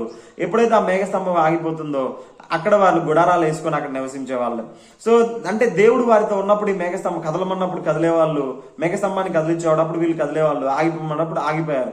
అయితే వీళ్ళకి ఆహారం ఎలా వచ్చేదంటే, దేవుడు ఆకాశం నుంచి మన్నాన్ని కురిపించేవాడు. ఆ మన్నాన్ని తిని వీళ్ళు ఆహారాన్ని తీసుకునేవాళ్ళు. ఆ తర్వాత మాంసం కావాలంటే ఎక్కడి నుంచో పక్షుల్ని పంపిస్తాడు. వీళ్ళని చేసినటువంటి అద్భుతాలు ఆశ్చర్యం అనమాట. అసలు 6,05,550 మంది ప్రజల్ని, పిల్లల్ని, వీళ్ళందరినీ కూడా ఒక 40 సంవత్సరాల అరణ్యంలో వీళ్ళకి నీళ్ళు ఎలాగా, వీళ్ళకి ఆహారం ఎలాగా, వీటన్నిటి విషయంలో కూడా దేవుడు రకరకాల అద్భుతాలు చేస్తాడు. నీళ్లు కావాలంటే బండలో నుంచి ఇస్తాడు, ఆకాశం నుంచి మన్నాన్ని కురిపిస్తాడు, వారికి శక్తిని ఇస్తాడు. దేవుడు చివరిలో ఒక మాట అంటాడు, వీరందరిని నడిపించిన తర్వాత వారి వస్త్రములు పాతగిలలేదు, వారి చెప్పులు తెగిపోలేదు, వారి ఒంట్లో సత్తువ తగ్గలేదు అని చెప్పేసి దేవుడు గొప్ప వాగ్దానం చేస్తాడు. ఎందుకంటే వీరు అంతా ఘనంగా ఎలా నడిపించబడ్డారంటే కేవలం దేవుడు వారికి తోడుగా ఉన్నందువలనే వారు 40 సంవత్సరాలు ఆ అరణ్యంలో విజయవంతంగా ప్రయాణిస్తారు. సో దేవుడు వీరి మధ్య చేసిన అద్భుతాలు అన్ని ఇన్ని కావు, అసలు ఆశ్చర్యకార్యాలు. దేవుడు వారి మధ్యకి దిగి వస్తాడు. ఈ సమయంలోనే మోషే ఈ విధంగా నడిపించుకుంటూ తీసుకుని వచ్చి ఒక 40 సంవత్సరాలు వీరు చేసినటువంటి అవిధేయ క్రియలను బట్టి చాలా మంది వారిలో మరణం అవుతూ చనిపోతూ వస్తూ ఉంటారు. కొన్ని తరాలన్నీ 40 సంవత్సరాల కాలంలో చనిపోతారు.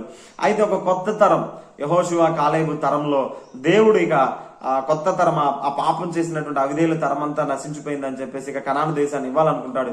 అయితే మోషేని కూడా ఆ తరంతో పాటు మోషే చూపినటువంటి ఒక చిన్న పొరపాటు వల్ల నువ్వు ఇంకా ఇశ్రాయేలు దేశానికి వెళ్ళడానికి లేదని చెప్పినప్పుడు దేవుడు ఆ కనాను దేశం యొక్క ఒడ్డునే, అంటే కనాను దేశమే ఇశ్రాయేలు అవుతుంది కాబట్టి ఆ కనాను దేశపు ఒడ్డునే కొండ ఎక్కి దాన్ని చూచి మరణం అవుతాడు. అక్కడతోటి మోషే చరిత్ర అయిపోతుంది. మోషే తర్వాత యెహోషువ ఆ బాధ్యతలు చేపడతాడు, అంటే నాయకుడిగా బాధ్యతలు స్వీకరిస్తాడు. ఈ యెహోషువ మోషే యొక్క పరిచారక, మోషే దగ్గర ఉన్నటువంటి, మోషేకి పనిచేసేటువంటి ఒక సర్వెంట్ అనమాట. సో ఈ సర్వెంట్ గా ఉన్నటువంటి యెహోషువని దేవుడు ఏర్పరచుకుంటాడు. నీ తర్వాత యెహోషువకు బాధ్యతలు అప్పగించమంటే మోషే ఆయన మీద చేతులుంచి ప్రార్థన చేసి అభిషేకించి యెహోషువకు బాధ్యతలు అప్పచెప్తాడు.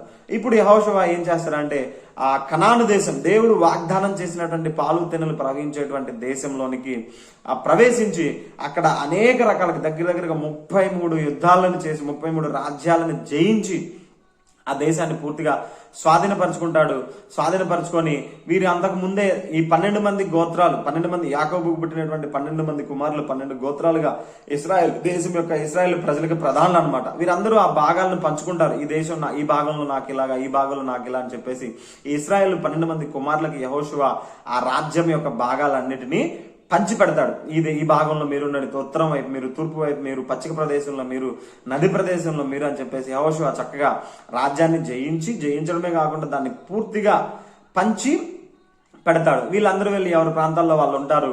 ఆ తర్వాత న్యాయాధిపతులు అని వీరికి సమాజంలో న్యాయాధిపతులుగా ఉండేవాళ్ళు, వీరు పరిపాలన సాగించేవాళ్ళు. వారికి ఉన్నటువంటి వివాదాలు కానీ వాటన్నిటికంటే న్యాయం తీరుస్తూ ఉండేవాళ్ళు.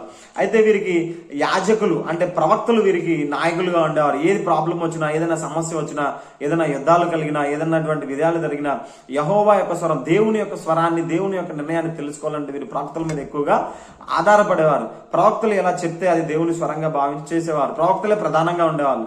అయితే కొన్ని సంవత్సరాలకి వీళ్ళు న్యాయాధిపతుల కాలం నడుస్తుంది. న్యాయాధిపతులు వీరిని పరిపాలిస్తూ ఉంటారు. న్యాయాధిపతుల కాలం గడిచిన కొన్ని సంవత్సరాల తర్వాత సమూయేలు ప్రవక్తగా ఉన్నప్పుడు వీరు అందరికీ రాజులు ఉన్నారు, మాకు కూడా రాజు కావాలని చెప్పేసి కోరుకుంటారు. అప్పుడు సమూయేలు బాధపడతాడు, దేవుడే వీళ్ళకి ఈ ప్రజలకు రాజుగా ఉంటాడు, కానీ వీరు అలాంటి దేవుణ్ణి రాజుగా వద్దని చెప్పేసి మానవుల్లో నుంచి ఒక రాజు కావాలని కోరుకున్నారని బాధపడి దేవునితో ప్రార్థన చేసినప్పుడు దేవుడు కూడా వారు నిన్ను కాదు తృణీకరించింది, నేను వారికి రాజుగా ఉండకుండా నన్నే తృణీకరించారని చెప్తాడు. సరే ఏదేమైనప్పటికీ వారు చెప్పినట్టుగా వాళ్ళకి ఒక రాజుని ఏర్పాటు చేయంటాడు. సో ఏర్పాటు చేయమన్నప్పుడు ఎలా రాజుని ఏర్పాటు చేయాలని దేవుణ్ణి అడిగినప్పుడు నీ దగ్గరికి సౌలు అనే ఒక వ్యక్తి వస్తాడు. ఏమని వస్తాడంటే తన గార్ధబొమ్మలు పోయిన ఎక్కడో నీ తెలుపమని వస్తాడు. అప్పుడు సౌలు కూడా తన తండ్రి యొక్క గార్ధబొమ్మలు అడవిలో తప్పిపోతే అవి వెతుక్కుంటూ తిరుగుతుంటాడు. తిరుగుతున్నప్పుడు తన సేవకుడు చెప్పినటువంటి మాటను బట్టి ఇక్కడ ఒక దైవజనుడు ఉన్నాడు, అతని దగ్గరికి వెళ్ళి మనం విచారిస్తే ఆయన చెప్తాడు మన గార్ధబొమ్మలు ఎక్కడ తప్పిపోయినాయో దాన్ని బట్టి మనం కనుక్కోవచ్చని చెప్తాడు. చెప్పినప్పుడు వెంటనే సౌలు వెళ్తాడు. సౌలు వెళ్ళినప్పుడు దేవుడు ఆల్రెడీ చెప్తాడు, ఒక వ్యక్తి నీ దగ్గరికి గార్ధబొమ్మలు పోయినాయి అని వస్తాడు, అతను బెన్యామీని గోత్రికుడు అని చెప్పినప్పుడు వెంటనే ఇతనే అని చెప్పేసి గమనించి సౌలుని అభిషేకిస్తాడు. అప్పుడు సౌలు తర్వాత కొన్ని పరిణామక్రమాలు జరిగిన తర్వాత సౌలు రాజ్యంలోనికి వస్తాడు. అప్పుడు ఇశ్రాయేలు దేశం అనేటువంటి ఒక రాజ్యము, ఆ రాజ్యానికి ఒక రాజు ఫామ్ అవుతాడు. ఇక్కడ వరకు మనం గమనిస్తే ఇప్పుడు యాకోబు యొక్క 12 మంది కుమారులే ఇశ్రాయేల్ రాజ్యాంగం. నేను చెప్పాను కదా, రూబేను, షిమ్యోను, లేవి, యోదా, ఇశ్శాఖారు, జెబులూను, నఫ్తాలి, యోసేపు, బెన్యామీను, ఎఫ్రాయిము. సో ఇలా 12 మంది గోత్రాలు, 12 మంది కుమారులు, కుమారుల కుమారులే ఇశ్రాయేల్ దేశంగా ఏర్పాటైంది. ఈ యాకోబు యొక్క 12 మంది కుమారులు ప్రధానులు. కాబట్టి ఈ 12 మంది కుమారుల యొక్క ప్రధానులకి దేవుడు ఆశీర్వదించి ఆ సౌలు ఈ కుమారులు ఈ పిల్లలందరినీ కలిపి ఆశీర్వదించి దేవుడు ఒక రాజ్యంగా చేస్తాడు. ఆ రాజ్యానికి మొట్టమొదటి రాజు సౌలు. మొట్టమొదటి ఇశ్రాయేలు దేశానికి మొట్టమొదటి రాజు ఎవరంటే సౌలు. అయితే దేవుడు సౌలుని ఏర్పరచుకున్న తర్వాత సౌలు కొన్ని విషయాల్లో దేవుని చిత్తానుసారంగా దేవుని ప్రవర్తనకు అనుకూలంగా ప్రవర్తించకపోవడాన్ని బట్టి రకరకాలైనటువంటి అన్య దేవతలను ఆశ్రయించడం, అన్య విధానాలను పాటించడం వల్ల దేవుడు సౌలుని విసర్జిస్తాడు. ఆ సమూయేలుకి చెప్తాడు, సమూయేలు వెళ్ళి నేను యెషయా కుమారుల దగ్గరికి వెళ్ళు, వారిలో నేను నీకు చూపించిన వాడిని అభిషేకించమని చెప్తాడు, ఆ రాజుగా అభిషేకించమని చెప్తాడు. అప్పుడు యెషయా పుట్టినటువంటి కుమారులందరిలో చిన్నవాడైనటువంటి గొర్రెల కాపరైనటువంటి దావీదుని దేవుడు ఎన్నుకుంటాడు. ఇతన్నే నేను రాజుగా నియమించాను, అభిషేకించంటే సమూయేలు అభిషేకించి తిరిగి వెళ్ళిపోతాడు.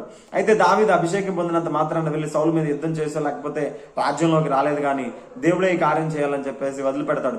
అదే సమయంలో దేవుడు ఫిలిస్తీన్లతో ఒక యుద్ధం జరిగినప్పుడు అక్కడ గొల్యాత్ అనేటువంటి ఒక 6 అడుగుల 6 మూరల ఎత్తుగలిగినటువంటి గొప్ప ఆజానుభావుడు వచ్చి యూదా ప్రజల్ని, ఇశ్రాయేల్ ప్రజల్ని తృణీకరించి మాట్లాడుతుంటే ఆ దావీదు వెళ్ళి సహించలేక అతన్ని వడిసెల రాయితో చంపి అతన్ని తల తెగ నరుగుతాడు. అప్పుడు దావీదుకి రాజ్యంలో విపరీతమైనటువంటి పేరు వస్తుంది. అప్పుడు సౌలుకి 1000 కొలది, దావీదుకు 10,000 కొలదని దావీదుని గణపరుస్తూ ఉంటాడు. దావీదు యొక్క నామం హెచ్చింపబడడం చూసి సౌలు అసూయతో రగిలిపోయి తనని చంపాలని రకరకాల ప్లాన్లు వేస్తాడు. అయితే సౌలుని చంపడం దావీదుకి చాలా ఈజీ అయినప్పటికీ కూడా ఎప్పుడు తనని చంపలేదు. ఎందుకంటే దేవుని చేత వెనుకబడిన వ్యక్తిని నేను ఎలా చంపాలి అనేటువంటి ఒక భావంతో అతన్ని చంపడు. అతను దొరుకుతాడు కూడా చాలా ఈజీగా, ఒక చోట నిద్రపోతూ దొరుకుతాడు సౌలు. చంపొచ్చు, కానీ చంపకుండా విడిచిపెడతాడు. ఆ విషయం సౌలుతో కూడా చెప్తాడు. ఆ తర్వాత క్రమక్రమంగా దేవుడు సౌలును తృణీకరించాడు కాబట్టి సౌలును బలహీనపరిచి దావీదుని రాజుగా నియమిస్తాడు. చాలా పరిణామక్రమాలు జరుగుతాయి. దావీదు రాజుగా అవుతాడు. ఆ దావీదు రాజుగా ఈ చక్కగా రాజ్యాన్ని పరిపాలిస్తాడు. చక్కగా రాజ్య నిర్మాణం చేస్తాడు, రాజ్యాన్ని పరిపాలిస్తాడు, దేవుని మందసాన్ని తీసుకుని వస్తాడు, ఇశ్రాయేల్ రాజ్యాన్ని స్థిరపరుస్తాడు. సో ఆ తర్వాత దావీదు తర్వాత తన కుమారుడైనటువంటి, అయితే ఈ సమయంలో దావీదు పరిపాలించే సమయంలో ఒక ఆశ కలిగి ఉంటాడు. ఏంటంటే అది దేవుని మందిరాన్ని కట్టాలి అని ఒక గొప్ప ఆశని దావీదు కలిగి ఉంటాడు. ఎందుకంటే నేనైతే చలువరాతి మంచి బండలు కలిగినటువంటి ఇంట్లో పెద్ద అంతఃపురంలో నివసిస్తున్నాను, కానీ దేవుని మందిరం డేరాల్లో ఉంది. డేరాల్లో ఎందుకుందంటే దేవుడు మోషేకి ఒక ఆకారం చెప్తాడు, ఈ రకంగా ఒక మందిరం ప్రత్యక్షపు గుడారం చెయ్యి, ఆ గుడారంలో నుంచి నేను మాట్లాడతాను, దాన్ని 3 భాగాలుగా చేయని చెప్తాడు. అతి పరిశుద్ధ స్థలం, పరిశుద్ధ స్థలం, ఆవరణం అని. సో అతి పరిశుద్ధ స్థలంలో నుంచి నేను నీతో మాట్లాడతాను, మీరు ఎలా ఉండాలి, ఎలా ప్రవర్తించాలి, ఈ 40 సంవత్సరాల ప్రయాణంలో మీరు ఎలా వెళ్ళాలి అనేది నేను నీతో మాట్లాడతానని చెప్పేసి ఒక డేరాలతోనే చేయమని మోషేకి దేవుడు ఆ కొండ మీద చూపిస్తాడు. దాని ప్రకారంగా డేరాలు చేస్తాడు. అదే డేరాల సిస్టమ్ ని వీళ్ళు పాటిస్తూ ఉంటారు. అలాంటి డేరాలలోనే దేవుని మందసాన్ని పెడతారు. అయితే దావీదు, నేనైతే ఇంత పెద్ద అంతఃపురంలో ఉన్నాను, దేవుని మందసం, దేవుని యొక్క ప్రత్యక్షపు గుడారం డేరాల్లో ఉంటుంది, ఒక గొప్ప మందిరం నేను కట్టాలని సంకల్పించినప్పుడు దేవుడు దావీదుతో, నువ్వు కట్టొద్దు, నీ కుమారుడు కడతాడని చెప్తాడు. సరే ప్రభు అని చెప్పేసి దేవుని మందిరానికి అవసరమైనటువంటి సామాగ్రి, ఇనుము, ఇత్తడి, బంగారం, రాగి, వెండి సమస్తం సమకూర్చి పెడతాడు. ఇంకా సమకూర్చి దావీదు చనిపోతూ తన కుమారుడైన సొలొమోనుకు పట్టాభిషేకం చేసి చాలా విషయాలు చెప్తూ నువ్వు దేవుని మందిరాన్ని కట్టాలి, నేను కడతానంటే దేవుడు వద్దన్నాడు, నువ్వే నీ కుమారుడు కడతానని చెప్పాడు, కాబట్టి నువ్వు దేవుని మందిరాన్ని కట్టాలని చెప్పేసి సొలొమోనుకి రాజ్యపు బాధ్యతలు అప్పచెప్పి దావీదు చనిపోతాడు. చనిపోయిన తర్వాత సొలొమోను రాజ్యంలోకి వచ్చిన తర్వాత చాలా ఇశ్రాయేల్ దేశం యొక్క పీక్స్, ఇంకా ఉన్నత స్థితి, ఉత్కృష్ట స్థితికి వెళ్ళిపోయింది. ఎందుకంటే దేవుడు సొలొమోను దేవుణ్ణి, ప్రభు ఇంత పెద్ద ప్రజల్ని పరిపాలించడానికి నాకు జ్ఞానాన్ని ఇవ్వంటాడు. అప్పుడు దేవుడు ఏమంటాడు, నువ్వు ధనాన్ని గాని విస్తారమైనటువంటి సంపదను గాని కోరుకోకుండా జ్ఞానాన్ని కోరావు కాబట్టి నీలాంటి జ్ఞాని ఇక మీదట ప్రపంచంలో ఎక్కడా ఉండడు అని చెప్పి సొలొమోనుకి ఆశీర్వాదం ఇస్తాడు, మాట ఇస్తాడు. దాన్ని బట్టి సొలొమోను విపరీతమైనటువంటి జ్ఞానం కలిగిన వాడిగా ఇప్పటికీ కూడా కొనియాడబడుతున్నాడు. ఈ సమయంలోనే సొలొమోను ఒక గొప్ప మందిరాన్ని కడతాడు. ఒక గొప్ప మందిరాన్ని దేవునికి అసలు అంతా బంగారము, వెండి, ఇత్తడి, కొన్ని పెద్ద పెద్ద బంగారంతో తయారు చేయాలి. ఆ గోడలకి బంగారం పూత చేస్తాడు అన్నమాట. ఒక అద్భుతమైన మందిరాన్ని దేవుని కొరకు కడతాడు. అందుకే ఇశ్రాయేలు ప్రజలు దేవుని మందిరానికి అంత ప్రాముఖ్యతనిస్తారు. ఎందుకంటే ఆ మందిరంలో నుంచి దేవుడు వారితో ఎక్కువగా మాట్లాడడం, వారి ప్రత్యక్షత, అలా దేవుడు ఆ మందిరాన్ని ఆధారంగా చేసుకొని ఎక్కువగా కనపడ్డాడు. అందుకని దేవుడు ఇశ్రాయేలు ప్రజలు మందిరానికి చాలా ప్రాముఖ్యతనిచ్చేవారుగా ఉంటారు. అయితే సొలొమోను మందిరాన్ని కట్టాడు. సొలొమోను ఆ తర్వాత రాజ్యాన్ని విస్తరింపజేశాడు. గొప్ప జ్ఞానం కలిగినటువంటి వాడు, విస్తారమైన బంగారము, వెండిని సంపాదించాడు. ఆ ప్రపంచంలోనే సొలొమోను అటువంటి జ్ఞానవంతుడు లేకపోవడం మనం గమనించగలం. చరిత్రను గమనిస్తే సొలొమోను యొక్క ప్రభావము ఇప్పటికీ మనం పాటించే పద్ధతులు, మనం చేసుకునే సింహాసనాలు, మనం చేసుకునేటువంటి మంత్రి మండలి, మనం చేసుకునేటువంటి రాజ్యాంగం, వీటన్నిటికీ కూడా ఇన్స్పిరేషన్ కూడా సొలొమోను యొక్క పాలనా పద్ధతుల్నే మనం ఇంకా కూడా ఆచరిస్తూ ఉంటాం. ఓకే, సొలొమోను అయిపోయిన తర్వాత సొలొమోను కుమారుడైనటువంటి రెహబాము పరిపాలనలోకి వస్తాడు. రెహబాము పరిపాలనలోకి వచ్చిన తర్వాత ఇక్కడ యాకోబు పుట్టినటువంటి 12 మంది గోత్రాల్లో యూదా గోత్రం, బెన్యామీను గోత్రం ఇవి సెపరేట్ గా ఉంటాయి. మిగతా 10 గోత్రాలు వేరుగా ఉంటాయి. వేరుగా అంటే యోధా గోత్రంలో నుంచి రాజులు ఏళ్తా ఉంటారు. ఎందుకంటే దేవుడు దావీదుకు వాగ్దానం చేస్తాడు, యోధా గోత్రం నుంచి ప్రత్యేకంగా దావీదు వంశం నుంచి ఒక రాజు ఉండకపోడు అని చెప్పేసి దావీదుకు దేవుడు వాగ్దానం చేస్తాడు. కాబట్టి ఈ యోధా గోత్రం నుంచే, దావీదు వంశం నుంచి రాజులు ఉంటారు. అప్పుడు ఈ మిగిలిన 10 గోత్రాల వారు వచ్చి సొలొమోను మా మీద విధించినటువంటి పన్ను కొంచెం ఎక్కువగా ఉంది, దాన్ని తగ్గించమని రెహబాముకి విజ్ఞప్తి చేస్తే రెహబాము వినకుండా, నేను నా తండ్రి కంటే గొప్పవాడిని అనిపించుకోవడానికి, నా తండ్రి మీకు కొంచెం పన్నేస్తే నేను ఇంకా పన్నేస్తాను, నేను అంత గొప్పవాడిని అనే విధంగా వాళ్ళని చూపించుకోవడానికి, నేను మిమ్మల్ని ఇంకా పన్ను పెంచుతాను అనే విధంగా రూత్లెస్ గా, చాలా నెగ్లిజెంట్ గా సమాధానం చెప్పడంతో 10 గోత్రాల వాళ్ళు ఆయన మీద పగబట్టి, మేము సెపరేట్ గా, ఇంకా మాకు పాలు ఎక్కడ ఉంది, మమ్మల్ని ఎక్కడ చూసుకుంటున్నారు, మీరు సరిగా చూసుకోవట్లేదని చెప్పేసి వీరు వెళ్ళి సెపరేట్ గా యరొబాము అనేటువంటి వ్యక్తిని తెచ్చుకొని రాజుగా అభిషేకించుకొని ఒక రాజ్యంగా ఏర్పడతారు. సో ఈ రెహబాం పరిపాలన కాలంలోనే ఇశ్రాయేలు ప్రజలు 2 రాజ్యాలుగా డివైడ్ అవుతారు. ఒకటి యూదా రాజ్యము, ఒకటి ఇశ్రాయేలు రాజ్యం. సో ఈ విధంగా 2 రాజ్యాలుగా విభజన అనేది జరుగుతుంది. సో ఈ విధంగా ఇశ్రాయేలు రాజ్యానికి రాజులు ఉంటారు, యూదా రాజ్యానికి రాజులు ఉంటారు. ఈ విధంగా కొన్ని రాజులు పరిపాలన చేసిన తర్వాత ఈ ప్రజలు చాలా అవిధేయతను బట్టి, ఇతర దేవతల్ని ఆరాధించడం బట్టి, వ్యభిచరించడం బట్టి చాలా అన్యాయమైన కృత్యాలు చేస్తారు. దేవుడి మీద వీరి మీద కోపడుతూ ఉంటారు. రకరకాల యుద్ధాలు జరుగుతూ ఉంటాయి. శత్రువులు వచ్చి వీరిని కొడతా ఉంటారు. దేవుడే కొంతమందిని కొడతా ఉంటాడు. సో చాలా బాధపడుతూ ఉంటాడు దేవుడిని. వీళ్ళు మంచి చేసినప్పుడు దేవుడు ఆశీర్వదించారు, చెడు చేసినప్పుడు వీళ్ళని అన్య దీనులకు, విపరీతమైనటువంటి బయట వాళ్ళకి అప్పగించడం జరుగుతూ ఉంది. అయితే కొన్ని సంవత్సరాల తర్వాత రాజులంతా అయిపోయిన తర్వాత యోధా రాజ్యం మీదకి బబులోను రాజు దండెత్తి వచ్చి యోధా రాజ్యాన్ని వారందరినీ జయించేసి, ఆ రాజ్యాన్ని తుత్తునీలు చేసి మొత్తాన్ని ప్రజలందరినీ, చాలా మందిని దాస్యంలోనికి మరలా బానిసలుగా పట్టుకుని వెళ్తాడు. ఆ తర్వాత ఇశ్రాయేల్ దేశం మీదకి అష్షూరు రాజు దండెత్తి వస్తారు. ఇది క్రీస్తుపూర్వం 722లో జరిగింది. యూదా రాజ్యం మీద 586, క్రీస్తుపూర్వం 586 సంవత్సరంలో వీరందరికీ ఇంకా యూదా రాజ్యము పోయింది, ఇశ్రాయేల్ రాజ్యం పోయింది. వీరు కంప్లీట్ గా వేరే దేశపు యొక్క ఆధీనంలోకి వెళ్ళిపోతారు, బానిసలకు వెళ్ళిపోతారు. అసలు ఇశ్రాయేల్ రాజ్యమే లేదు ఇప్పుడు. ఈ విధంగా వెళ్ళిపోయి ఆ జనుల్లో అక్కడే నివాసం ఉంచాడు. ఇశ్రాయేల్ ప్రజలేమో ఈ 10 గోత్రాల వాళ్ళేమో అష్షూరు రాజ్యంలో ఉంటారు.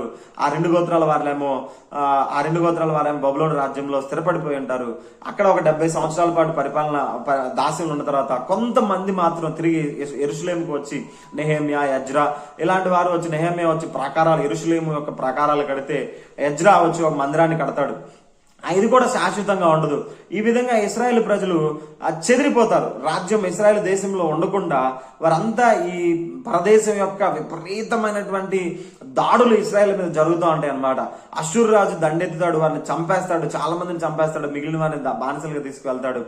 ఈ విధంగా వారు ఆ ప్రజలందరికీ వాళ్ళు పెట్టే బాధలు తట్టుకోలేక చాలా మంది ఎటు పడితే అటు ప్రపంచవ్యాప్తంగా చెదిరిపోయినట్టుగా మనం గమనిస్తూ ఉంటాం.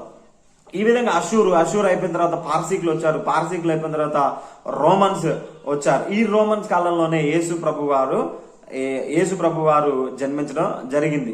యేసు ప్రభు వారి జనన విధానం ఏంటంటే, మొదటి నుంచి కూడా ఇశ్రాయేలు ప్రజలకు ఒక వాగ్దానం ఉంది.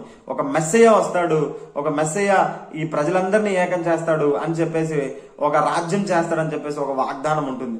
సో అయితే దేవుడు ఆత్మ సంబంధమైనటువంటి రాజ్యం గురించి, అంటే ఈ చెదిరిపోయినటువంటి ప్రజలందరినీ సమకూర్చి ఒక రాజ్యంగా మార్చి తన పరిపాలన జరిగిస్తాడని దేవుని వాగ్దానం ఉంటుంది. అయితే ఆ వాగ్దాన పుత్రుడే యేసు ప్రభు, సర్వశక్తిమంతుడైనటువంటి దేవుడే నరావతారిగా వస్తాడు. అయితే యూదా ప్రజలు, ఇశ్రాయేల్ ప్రజలు ఆయనని ఆ విధంగా గుర్తించడు, మెస్సియాగా గుర్తించడు. ఎందుకంటే వీరి యొక్క ఆలోచన అంతా కూడా ఒక శారీరక సంబంధమైన, రాజ్య సంబంధమైనటువంటి ఆలోచనలోనే ఉన్నారు, కానీ ఒక ఆత్మీయ సంబంధమైనటువంటి అర్థంతో వీరు ఆలోచించలేదు. ఒక విస్తారమైన కోణంలో ఆలోచించగా మెస్సయ్య అని వారు దేవునిగా అంగీకరించలేకపోయారు, మెస్సయ్యగా అంగీకరించలేకపోయారు. కానీ దేవుడు వారి మీద చూపినటువంటి ఒక కృప చాలా గొప్పది. ఇక యేసు ప్రభు చరిత్రని మనం పక్కన పెడితే, ఈ విధంగా ఇశ్రాయేలు రాజ్యం యొక్క ఆవిర్భావం, పుట్టుక, దాని యొక్క యుద్ధాలు, వాటి యొక్క ప్రభావం అనేది జరుగుతూ వచ్చింది. అయితే ఇట్లా కోల్పోయిన, ఈ విధంగా చెదిరిపోయినటువంటి ప్రజలు ప్రపంచవ్యాప్తంగా ఉన్నారు. ఇప్పుడు ఎక్కడున్నారో ఎవరికి కూడా తెలియదు. చాలా మంది వారి దేశాల్లో వారి ఆచార సంప్రదాయాల్లో కలిసిపోయారు. కొంతమంది గుర్తున్నటువంటి ప్రజలు దగ్గరగా కొన్ని 1948 మనకి స్వాతంత్రం వచ్చినటువంటి ఒక సంవత్సరం తర్వాత అక్కడక్కడ చెదిరిపోయి మేము యూదులమే అని ఇంకా వారికి గుర్తున్నటువంటి ప్రజలు కొంతమంది కలిసి వెళ్లి అమెరికా దేశంతో మాట్లాడుకొని ఒక ఇశ్రాయేలు దేశంగా, ఇప్పుడు ఉన్నటువంటి చిన్న దేశంగా ఇశ్రాయేల్ దేశంగా మారింది. 1948లోనే వారికి స్వాతంత్రం వచ్చింది. వారు ఒక ఇశ్రాయేల్ దేశంగా ఏర్పాటు అవడం అనేది జరిగింది. అప్పటి వరకు కూడా గడిచిన ఒక 80 సంవత్సరాల క్రితం వరకు కూడా వారికి రాజ్యం అనేది లేకుండా చేశాడు. ఎందుకంటే వారు చేసినటువంటి అపరాధమును బట్టి, వారు చేసినటువంటి అతిక్రమ క్రియలను బట్టి, దేవుడు అంత గొప్ప కార్యాలు చేస్తే వారు విధేయత చూపించకపోవడాన్ని బట్టి దేవుడు వారిని అన్యజనులకి అవమానాస్పదంగా, వారిని కింద బానిసలుగా వారిని అప్పగించేశాడు. అయితే వారిలో కొంతమంది, అయితే దేవుడు వాగ్దానం తిరిగి నేను మిమ్మల్ని కూరుస్తాను, మిగిలిపోయినటువంటి కొంతమందిని తిరిగి దేశానికి చేరుస్తానని దేవుడు వాగ్దానం చేస్తాడు. ఆ వాగ్దానాన్ని అనుసరించి తిరిగి ఒక ఇశ్రాయేల్ దేశంగా ఏర్పాటు కాబడింది.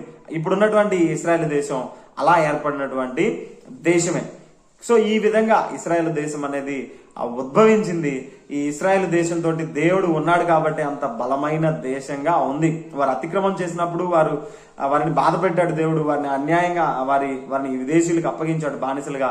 కానీ దేవుడు వారికి తోడుగా ఉన్నాడు కాబట్టి ఆ దేశం చిన్న దేశమైన, చాలా చిన్న దేశం, మన రాష్ట్రంలో ఒక జిల్లా అంతా కూడా ఉన్నటువంటి ఒక దేశానికి అత్యంత శక్తివంతమైనటువంటి పవర్స్ ఇచ్చాడు, అత్యధికమైనటువంటి జ్ఞానాన్ని ఇచ్చాడు.